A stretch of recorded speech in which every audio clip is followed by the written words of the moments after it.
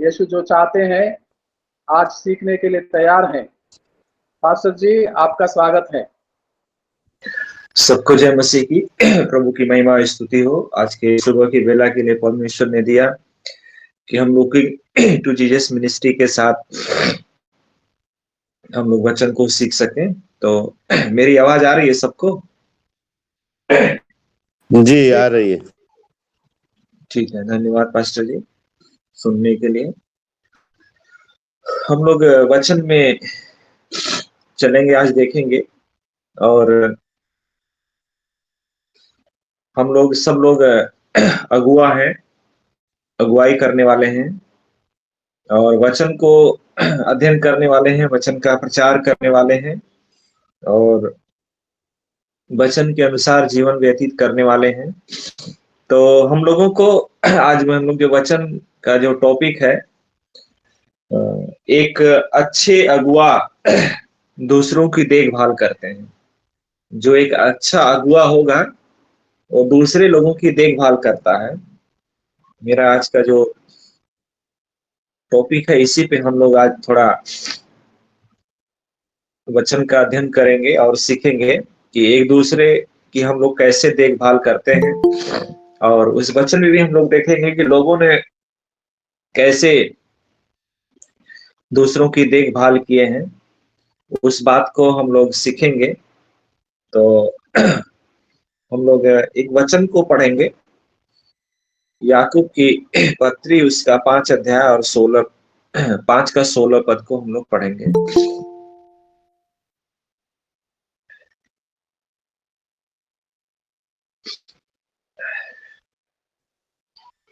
याकूब का पत्री निकालेंगे सारे भाई और बहन। 5वां अध्याय 16 वचन को पढ़ेंगे।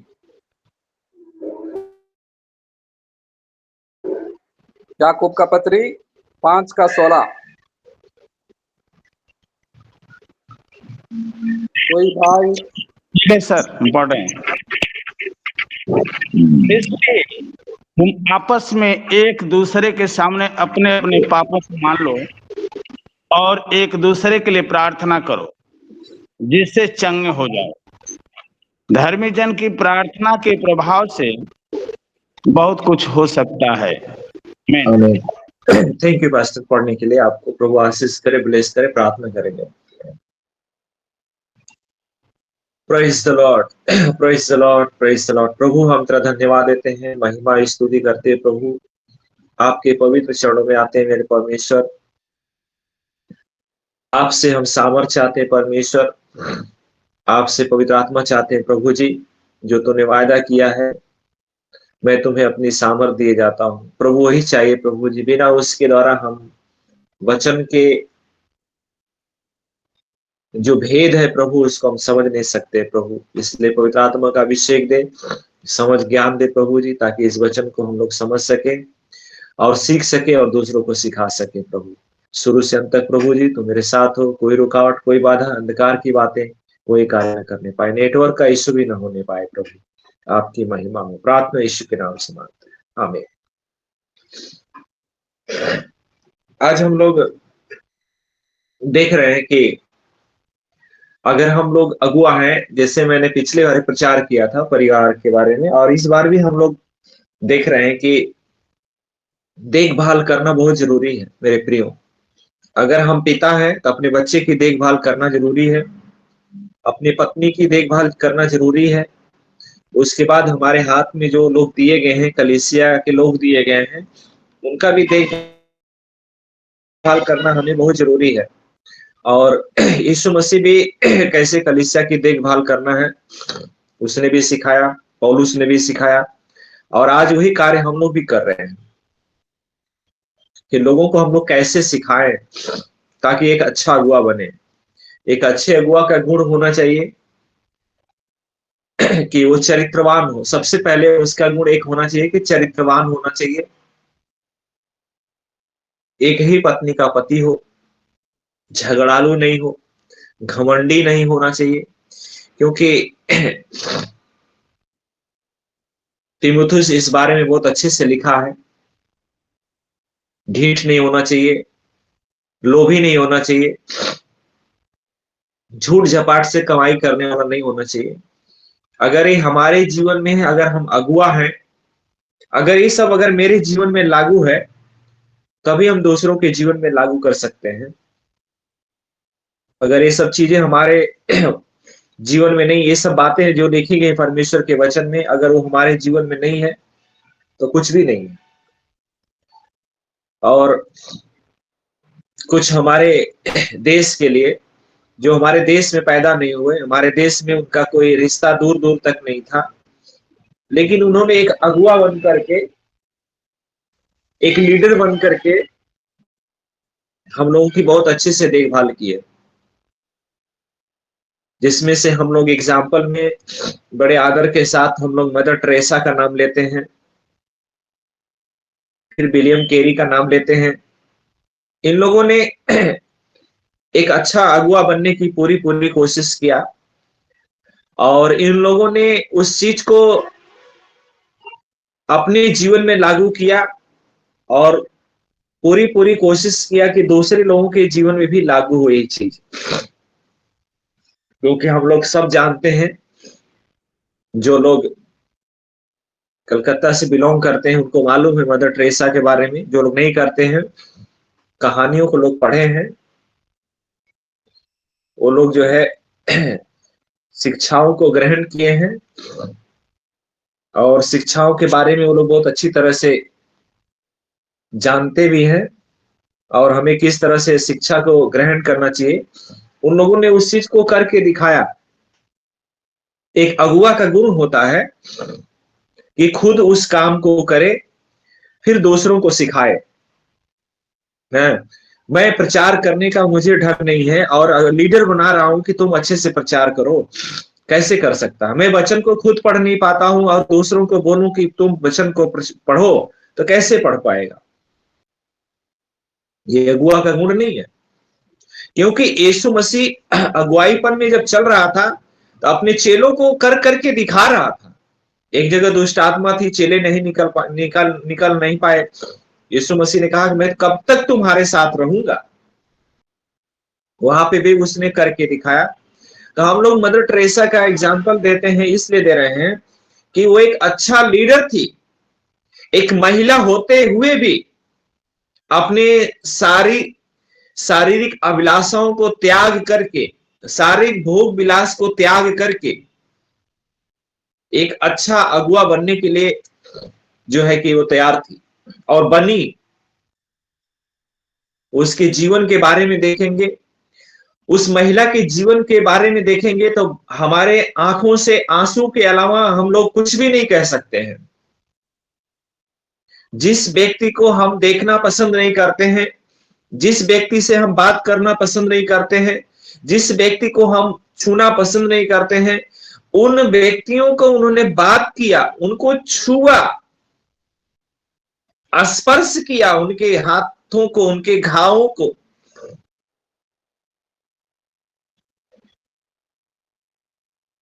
और एक आदर्श के रूप में एक आदर्श महिला बनी, लीडर बनी, और वही काम अपने पीछे छोड़ करके अपने लोगों को, अपने सेवक जो उन्होंने नियुक्त किया है जिनको, उनको भी वही कार्य करके दिखाना है कि हमारा जैसा अगुआ था वैसा हमें भी बनना है।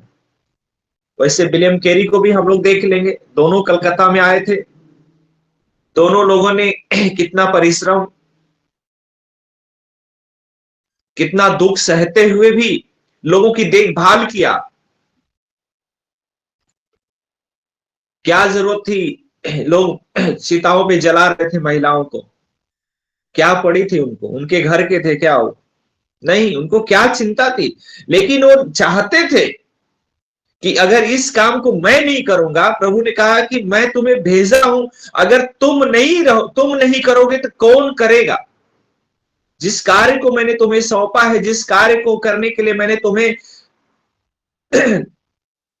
तुम्हारे देश से बुलाया हूं, यहाँ पे भारत के लोगों के लिए, अगर तुम खड़ा नहीं होगे तो कौन खड़ा होगा?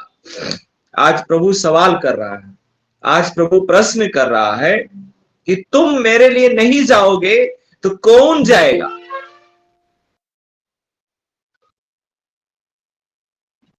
और उन्होंने आकर के एक अगुआ का गुण क्या होता है, अगुआ कैसे दूसरों की देखभाल करता है, उसके बारे में उन्होंने बहुत अच्छे तरह से बताया, सिखाया।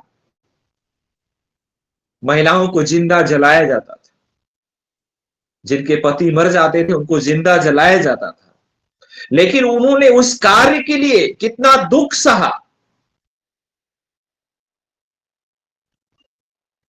और उस कार्य में उन्होंने एक सफलता को हासिल किया, और जो आज उनका नाम बड़े आदर्श के साथ, बड़े ही अदब के साथ लोग लेते हैं कि विलियम कैरी ने सती प्रथा का अंत किया। नहीं तो मेरे प्रियो, आज हमारे देश की जितनी विधवाएं महिलाएं हैं, आज सम्मान के साथ जो जीवन जी रही हैं, सम्मान के साथ जो है कि इस देश में रह रही हैं, हमारे समाज में रह रही हैं, हमारे परिवार में रह रही हैं, उनको रहने का हक नहीं मिलता। शायद महिलाओं की संख्या बहुत कम हो जाती, लेकिन उन लोगों ने बहुत अच्छे से देखभाल किया। वैसे हमें भी देखभाल करना है। तो एक अच्छे अगुआ के जो गुण होना चाहिए,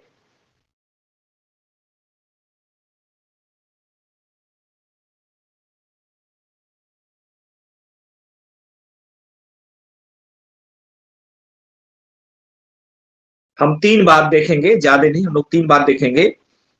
पहले है दूसरों को क्षमा करना, है ना। यीशु मसीह ने भी क्षमा किया, मदर टेरेसा ने भी क्षमा किया, उनके टेंट को उजाड़ दिया गया, सब कुछ किया गया, लेकिन उन्होंने क्षमा किया। विलियम कैरी को भी कितना सताया गया, उन्होंने भी क्षमा किया।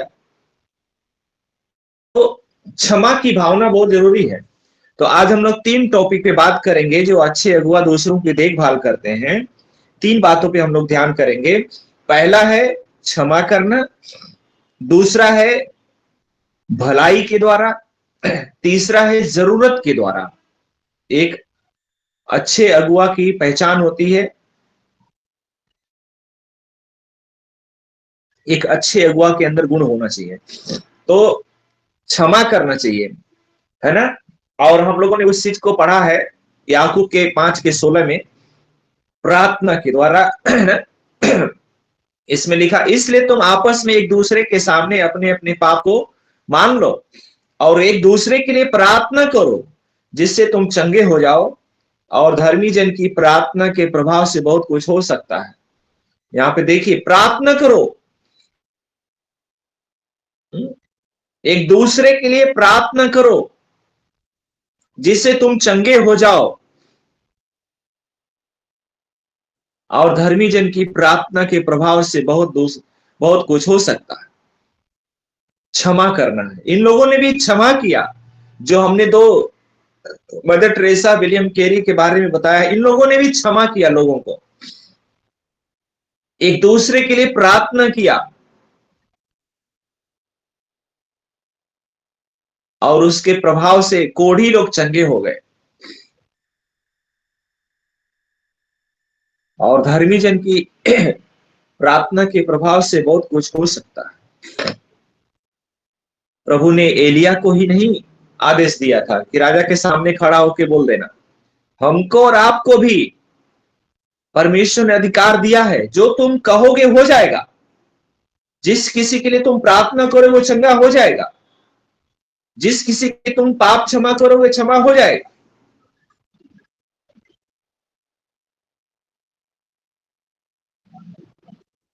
तो आज प्रभु यही बताता है कि हमें भी एक दूसरों को क्षमा करना चाहिए।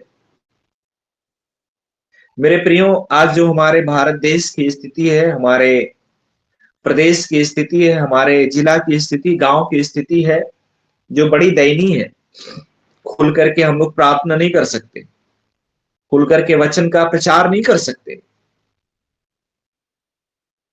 क्योंकि हमारे अंदर और आप लोगों के अंदर, सब लोगों के अंदर एक वही भावना है कि क्षमा करो, एक दूसरे को क्षमा करो।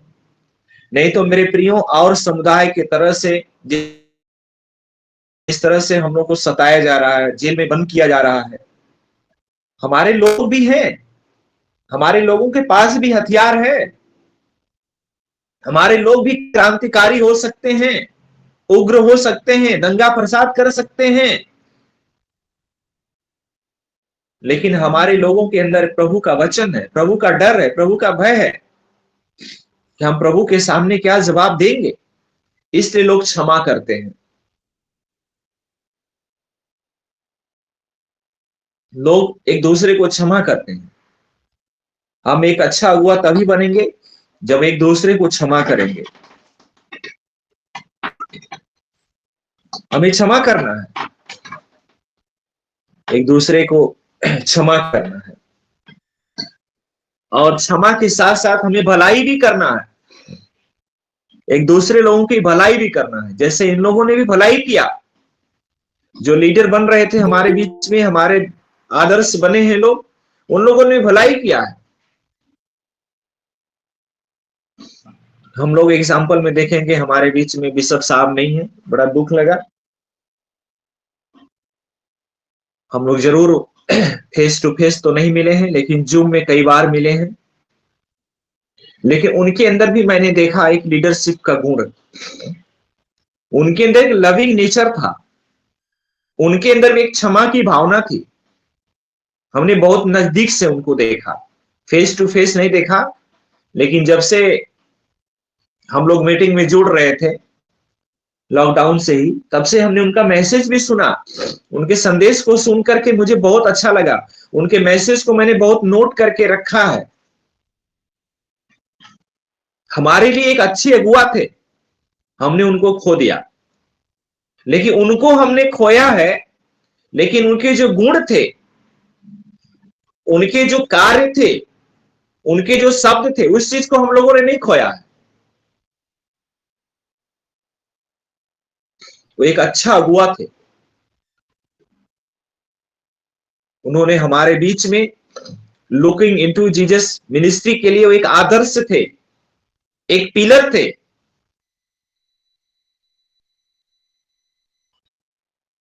आज हमने एक अच्छे अगुआ को खो दिया, लेकिन उनके अंदर भी एक क्षमा की भावना थी, बहुत अच्छे से प्रचार करते थे। जब वो प्रचार करते थे, उनके प्रचार में पवित्र आत्मा स्पष्ट रूप से बात करता था लोगों से, लोगों के जीवन को बदलते हुए देखा गया है। फिर हम लोग देखते हैं, दूसरा बात देखते हैं, भलाई के द्वारा। इस चीज को हम लोग देखेंगे गलातियों की पत्री, उसका 6 अध्याय,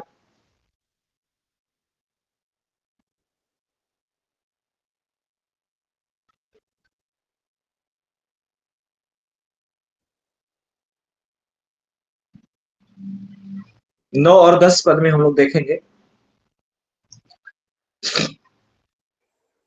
गलतियों की पत्री 6 अध्याय और 9-10 वचन को पढ़ेंगे।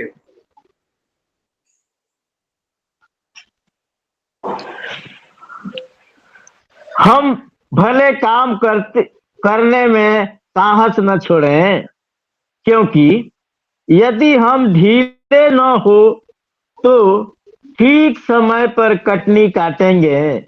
इसलिए जहां तक अवसर मिले हम सबके साथ भलाई करें, विशेष करके विश्वासी भाइयों के साथ। आमीन। आमीन। धन्यवाद प्रभु। प्रभु आपको आशीष दे पास्टर जी वचन पढ़ने के लिए। यहाँ पे लिखा है, भलाई के काम करने से हियाव न छोड़े। एक अच्छा अगुआ के अंदर एक गुण होना चाहिए, भलाई के काम करने के लिए उसको हियाव, हिम्मत नहीं छोड़ना है, क्योंकि यदि हम ढीले ना हो तो ठीक समय पर कटनी काटेंगे, ठीक समय पर कटनी काटेंगे। भलाई करने के लिए एक अगुआ कभी हिम्मत को नहीं छोड़ता है, कभी नहीं हारता है, यहां तक कि उसको प्राण देना भी पड़े तो भी वो देने के लिए तैयार हो जाता है। और यदि हम ढीले ना हो तो ठीक समय पर कटनी काटेंगे, है ना। आज हम और आप लोगों ने हमारे लिए आंसू बहा बहा करके दिन रात प्रार्थना किया है, जिसका परिणाम है कि हम और आप एक लुकिंग इनटू जीसस मिनिस्ट्री के प्लेटफॉर्म के तहत बैठ करके परमेश्वर के वचन सुन रहे हैं, भलाई करना, भलाई किया, उन्होंने हिम्मत नहीं छोड़ा, है ना, हिम्मत नहीं छोड़ा। विलियम कैरी का पूरा प्रिंटिंग प्रेस जल गया, उनका जितना अनुवाद था सब खत्म हो गया, लेकिन फिर भी उन्होंने हिम्मत नहीं छोड़ा और ना अपने हाथ को ढीला किए, और उसका परिणाम निकला कि हम लोग ठीक समय पर उन्होंने एक कटनी को काटा। तो सेवक को हमेशा भलाई करना चाहिए, जहां तक अवसर मिले भलाई करने के लिए हमें भलाई करना है, और विश्वासियों के साथ, कितना अच्छा लिखा, विश्वासियों के साथ हमें भलाई करना है। जब हमारी भलाई को लोग देखेंगे, जब हमारे कार्य को लोग देखेंगे, अच्छे कार्य को लोग देखेंगे, तो लोग अपने आप जो है कि प्रभु के पीछे खींचते चले आएंगे। तो हमें भलाई करना। फिर एक वचन को हम लोग और देखेंगे, प्रेरितों के काम उसका 20 अध्याय 34 और 35 पद को।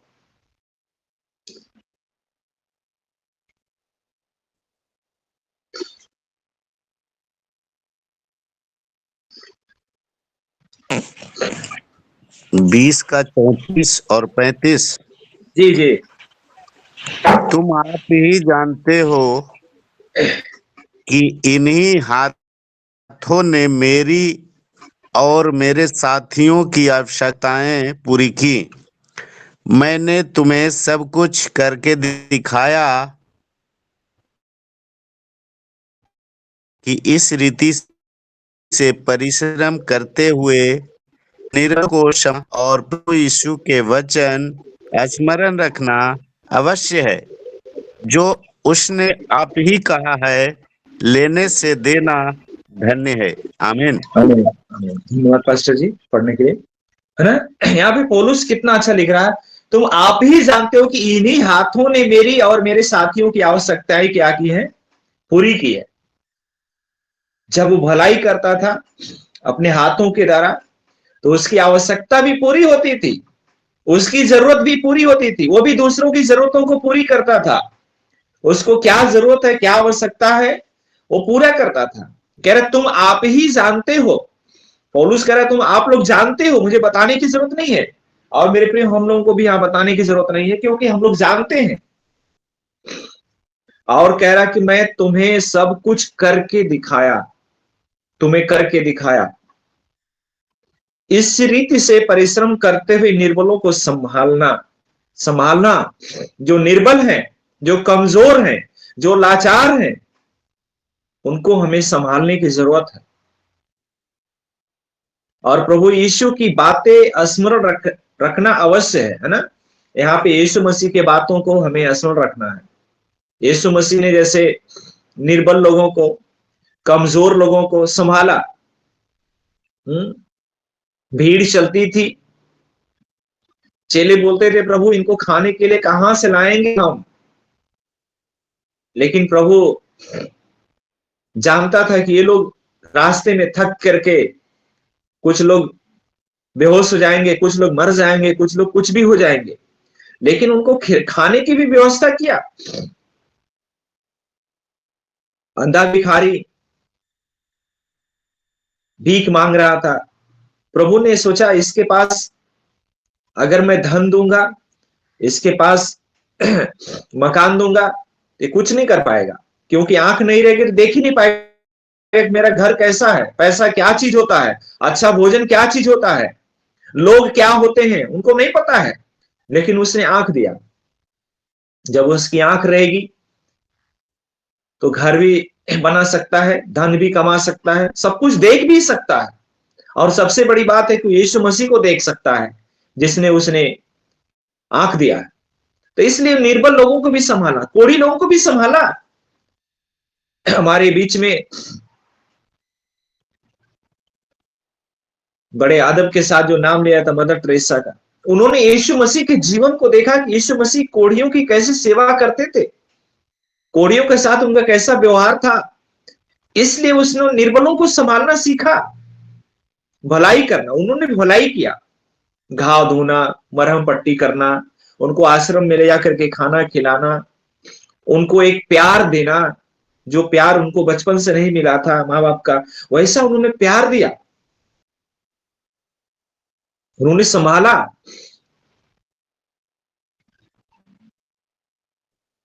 और उन्होंने अपना खुद का पैसा लगा करके, खुद का दवा ला करके उन लोगों का जो है कि मदद किया।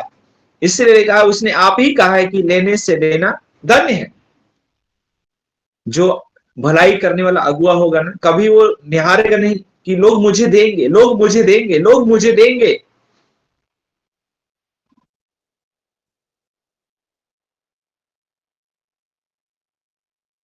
लोगों से मांगा नहीं, लेकिन लोग ला करके देते थे, उनके कार्यों को देख करके, उनके परिश्रम को देख करके। आज हम लोग दूसरे की ओर निहारते हैं कि हमें मिलेगी, लेकिन परमेश्वर का वचन बोल रहा है कि जब तुम धन्य है, लेने से देना धन्य है। जब मेरे प्रियो हम देना शुरू करेंगे ना, लोगों के भलाई के लिए देना शुरू करेंगे, तो प्रभु हमारी भी सुधि रखेगा, हमारी भी मदद करेगा। इसीलिए लिखा है, मैंने तुम्हें सब कुछ करके दिखाया है। किस रीत से परिश्रम करना चाहिए, किस तरह से निर्बलों को संभालना चाहिए, किस तरह से लोगों को देना चाहिए, ये सारी बातें मैंने तुम्हें कर करके दिखाया है। तो एक भलाई करने वाले अगुआ के अंदर एक गुण होना चाहिए। अगर ये गुण नहीं है तो अभी भी हम अगुवाई जो कर रहे हैं उससे पीछे हैं। प्रभु यही चाह रहा है कि हम लोग भलाई करें, दूसरों की भलाई करें। और तीसरी बात हम लोग देखते हैं, जरूरत के द्वारा किसकी क्या आवश्यकता है, किसकी क्या जरूरत है, उसको हम लोग देखते हैं। और इस बात को हम लोग देखेंगे नीति वचन 22:9 में।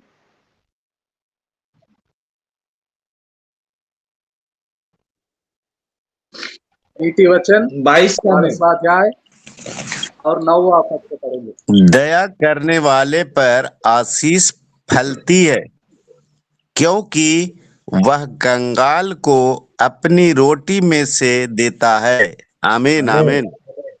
कितना अच्छा बात लिखा है ना, जरूरत के द्वारा हमारी जो लोगों की क्या जरूरत है उसको भी हमें देखने की जरूरत है। दया करने वाले पर आशीष फैलती है, क्योंकि वो कंगाल को अपनी रोटी में से देता है। जो दया लोग करते हैं उनके ऊपर आशीष फैलती है। हम लोग अगुआ होते हैं, सोचते हैं मेरा बेटा मैं डायरेक्टर हूं तो मेरा बेटा भी डायरेक्टर बने, उसकी पत्नी जो है कि सब कुछ करे, मेरे घराने के ही लोग सब कुछ करें। लेकिन यहां पे प्रभु कहता है कि दया करने वालों पर, दूसरों को दो, दूसरों के ऊपर दया करो, तब आशीष तुम्हारे ऊपर फैलेगी। क्योंकि वह कंगाल को अपनी रोटी में से देता है, अपनी रोटी में से देता है।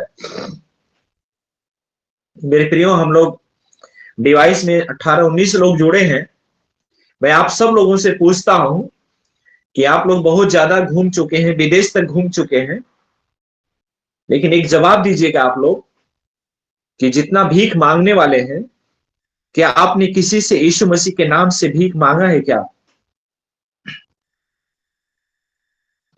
जवाब दीजिए आप लोग,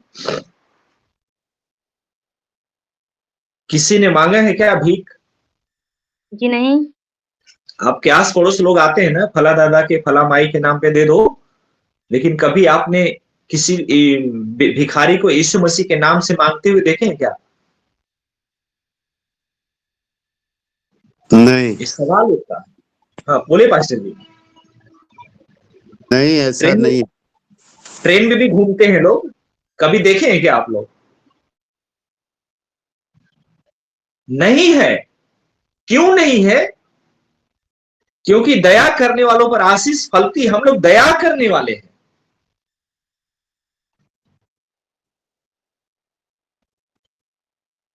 हम लोग दया करने वाले हैं। हमारा प्रभु भिखारी नहीं है, दयावंत से बढ़ करके है।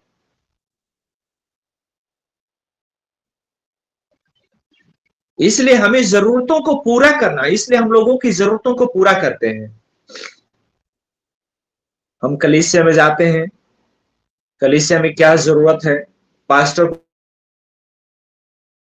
को क्या जरूरत है, कलीसिया की बहन गरीब लोग हमको क्या जरूरत है, उनको हम लोग देते हैं। अपने जरूरतों के हिसाब से उनको हम देते हैं, इसलिए हमारे और आपके ऊपर आशीष फैलती है। इसलिए प्रभु हमको भिखारी नहीं रखता है, हमको धनवान बनाता है। बहुत से लोगों की गवाहियां सुनेंगे, तो यीशु मसीह को नहीं ग्रहण किए थे तो उनके घर में, उनके किचन में खाने के लिए व्यवस्था नहीं थी, कुछ भी नहीं था। लेकिन जब उन्होंने यीशु को ग्रहण किया, यीशु की जब दया हुई, तो यीशु की आशीष उनके ऊपर फैली, और वही आशीष आज हम सब लोग दूसरों को बांटते हैं। तो हमें जो भी जरूरत की चीजें हैं, जो भी आवश्यकताएं हैं, हमें लोगों को बांटने की जरूरत है,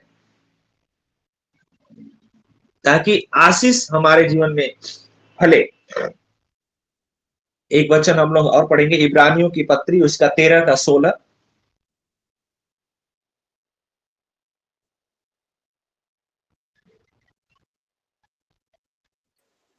इब्रानियों की पत्री अध्याय 13 और वचन 16।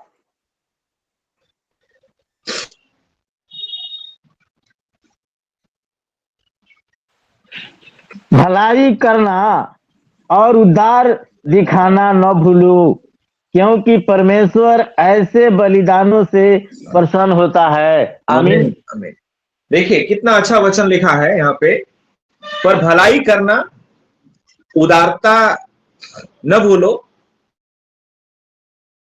क्योंकि परमेश्वर ऐसे बलिदानों से क्या होता है, प्रसन्न होता है। प्रभु ऐसे बलिदानों से प्रसन्न होता है। भलाई करना, उदारता दिखाना, ये बलिदान चढ़ाने से अच्छा है। बहुत लोगों को हमने देखा है, अपनी आंखों से देखा है, कि उनके घरों में कुछ भी नहीं होता है, लेकिन दूसरों की भलाई करने के लिए तैयार रहते हैं, उदारता दिखाने के लिए लोग तैयार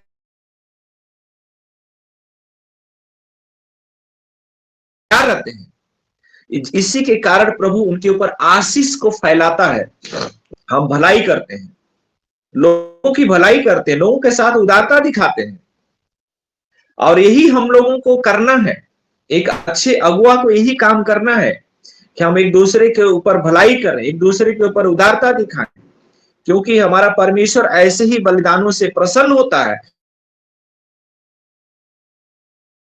आज प्रभु ने हम लोगों को वचन के द्वारा ये सिखाया है कि हम एक अच्छे अगुआ हैं, तो हम लोग दूसरों को कैसे देखभाल कर सकते हैं। पहली बात, अगुआ है, अगर हमारे कलीसिया में, हमारे घर में ही अगर कोई अपराध करता है, कोई बुराई करता है, तो उसको हमें सबसे पहले क्षमा करना है।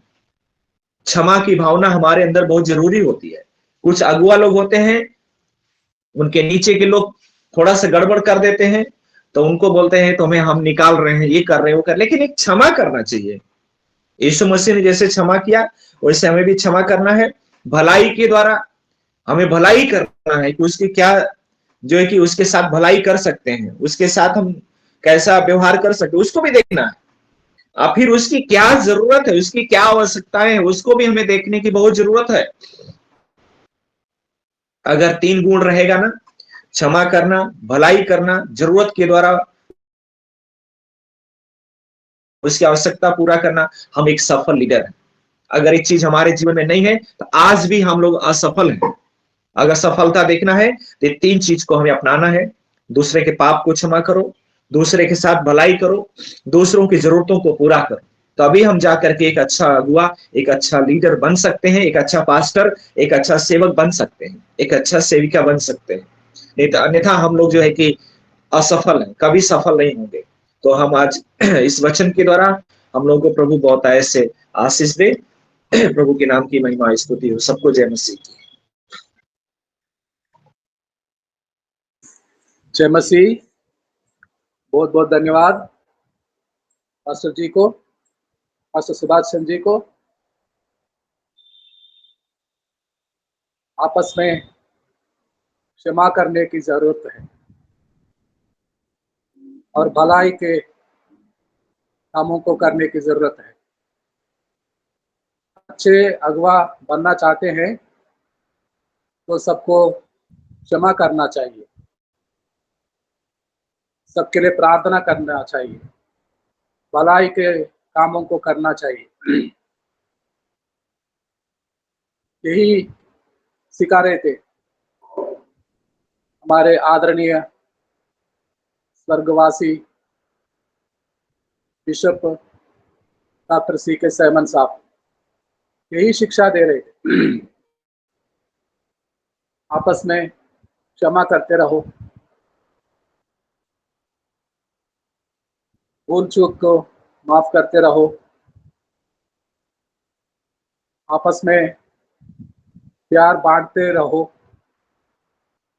एक दूसरे के लिए प्रार्थना करते रहो। यही शिक्षा मिली थी 5 साल से, जब से ये प्लेटफॉर्म बना टू जीसस का, तब से हमारे साथ जुड़े हुए थे, यही शिक्षा दे रहे थे। लेकिन हमारा अगुवा, हमारा लीडर चले गए हैं यीशु के पास होने। हमें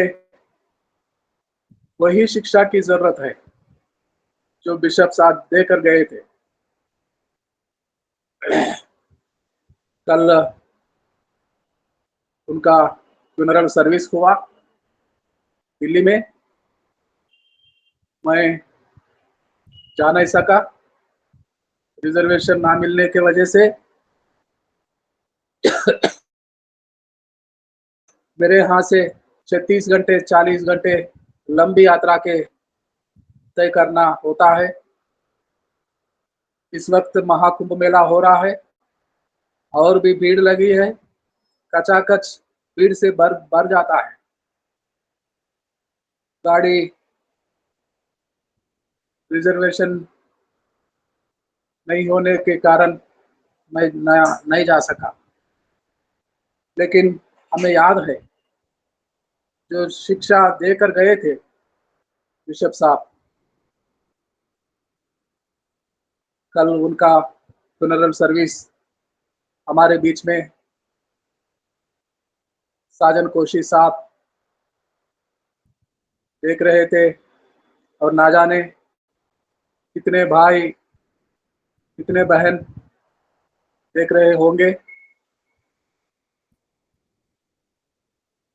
कल 11 बजे से 2:30 बजे तक उनका मिट्टी देने के काम बहुत आशीष के कारण बनते हुए पूरा हुआ। एक वचन पढ़ के जो दर्शन हमें मिला है, मुझे मिला है, और मुझसे 12 साल पहले बिशप साहब को मिला था। हम मिलकर प्रचार तो कर रहे थे कुछ साल बाद, लेकिन एक समय आया, मैं अपना दर्शन के बारे में पाठता कहा। आश्चर्यचकित हुए थे बिशप साहब। यही दर्शन को मैंने भी पाया।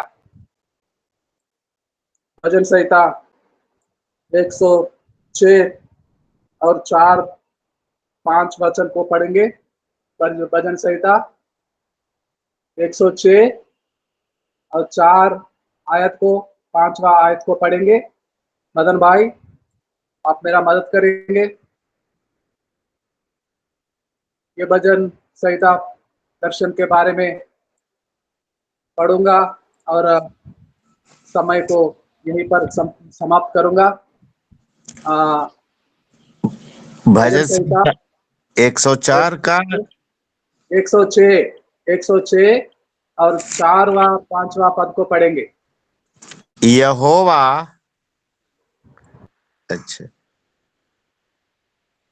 हे यहोवा, अपनी प्रजा पर की प्रसन्नता के अनुसार मुझे स्मरण कर, मेरे उद्धार के लिए मेरी सुधि ले, कि मैं तेरे चुने हुओं का कल्याण देखूं और तेरी प्रजा के आनंद में आनंदित हो जाऊं और तेरे निज भाग के संग बड़ाई करने पाऊं। आमीन आमीन।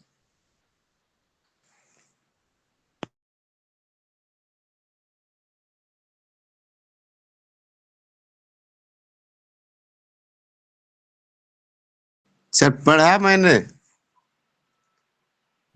यही दर्शन को पाया मैंने,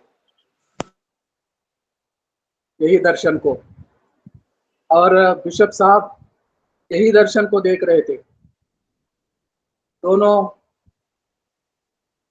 भाई, जो मैं विशाखापट्टनम में रहता हूँ, आंध्र प्रदेश में, दिल्ली में रहने वाले परमेश्वर के दास भी यही दर्शन को देख रहे थे।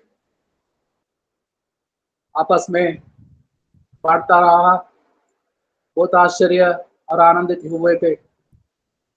ऐसे कैसे होता है, हो सकता है एक ही दर्शन, सेम विजन,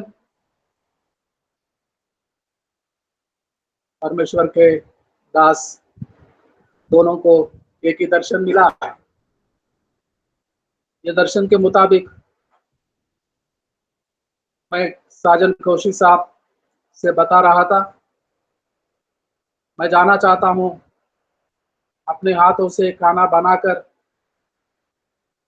मेरे बड़े भैया के समान विश्वनाथ प्रसाद जी खाना बनाऊंगा, अपना हाथों से खिलाऊंगा।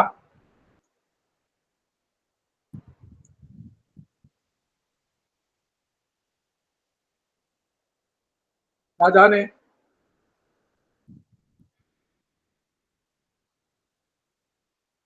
ऐसे काम साजन कौशिक साहब जीवन में हुआ। मेरे आने जाने के खर्चा उठाने के साथ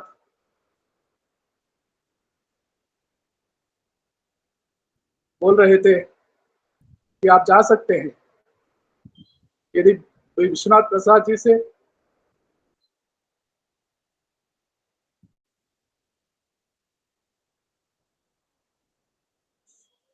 जाकर मिल सकते हैं।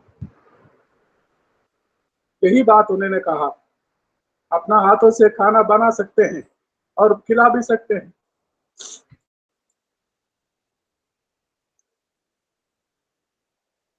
आज हमारे अच्छे लीडर, अच्छे अगवा भले ही चले गए, मैं जो हूं आज संदेश बांटने वाले पास्टर सुभाष चंद्र जी, आपसे मुलाकात करूंगा, जहानाबाद आऊंगा अगले महीने, इस महीने 24 तारीख को, इस महीने 24 तारीख को निकलूंगा।